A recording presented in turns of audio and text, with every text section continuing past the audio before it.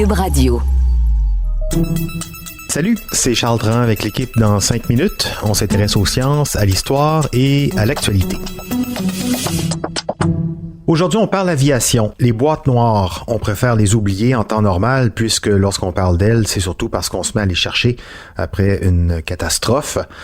Bon, mais qu'est-ce qu'on sait de ces petits dispositifs réputés indestructibles? Comment sont-elles conçues pour pas s'abîmer lors d'un crash? Comment fonctionnent-elles? Quelles informations fournissent-elles exactement à ceux qui les ouvrent? Et on dit boîte noire, mais le sont-elles réellement de couleur noire? Voici Clémentine Labrec. Après un écrasement d'avion, on entend souvent parler de l'importance de mettre la main sur les boîtes noires. Les enquêteurs n'ont que quelques jours devant eux pour retrouver les boîtes noires du MH370 avant que leur balise de localisation n'arrive à court de batterie. L'exercice peut être ardu et peut prendre des jours, des mois, voire des années, mais s'il est hyper important de les retrouver, c'est parce que ces fameuses boîtes noires contiennent des informations cruciales qui, la plupart du temps, permettent d'expliquer les raisons des plus effroyables catastrophes aériennes. Mais outre cette attention médiatique qu'on leur octroie lors d'une telle tragédie, que savons-nous réellement de ces engins?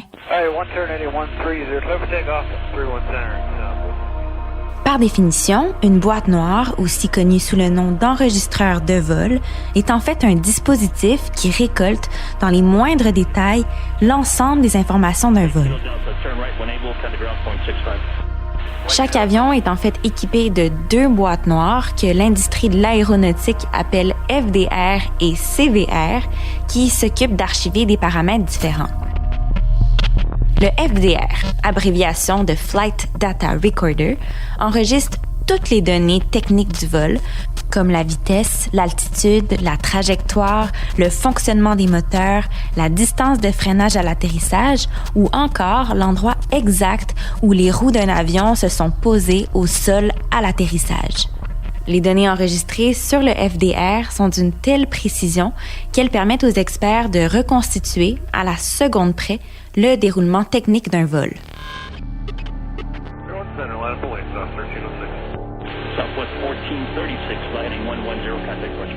Pour sa part, le CVR, ou si vous préférez le Cockpit Voice Recorder, fonctionne comme un magnétophone et enregistre toutes les communications et tout type de bruit perçus en provenance de la cabine de pilotage.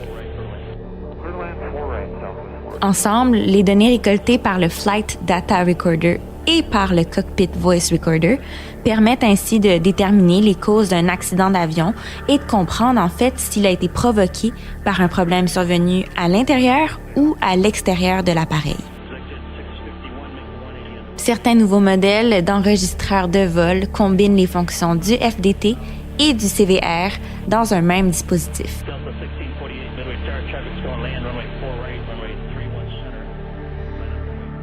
Physiquement, un enregistreur de vol a à peu près la taille d'une boîte de chaussures et pèse environ entre 7 à 10 kilos. Contrairement à ce qu'elle laisse entendre, et attention, révélation, les boîtes noires d'un avion ne sont pas noires, mais plutôt orange fluorescent. Grâce à leur couleur vive, il devient plus facile de les retrouver sur les lieux d'un écrasement.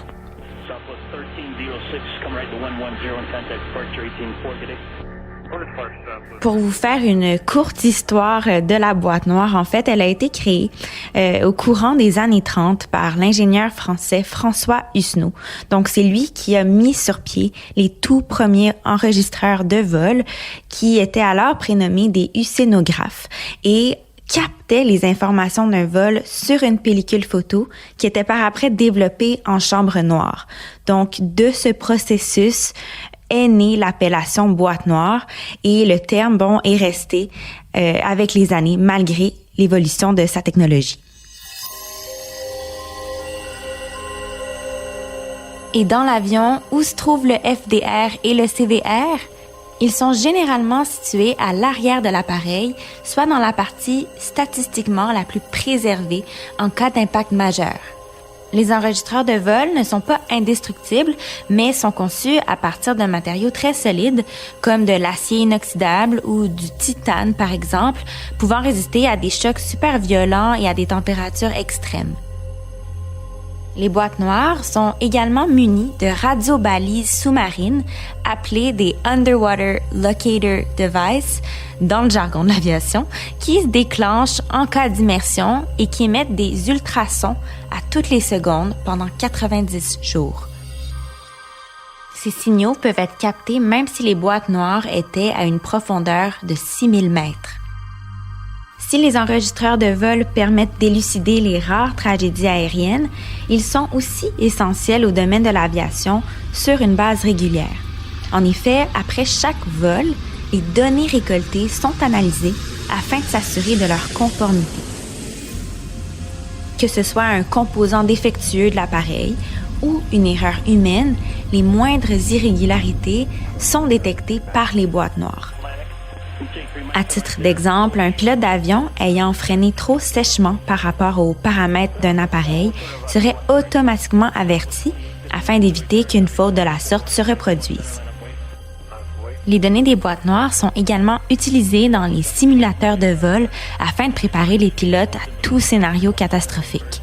Bref, ces dispositifs contribuent à améliorer la sécurité du transport aérien.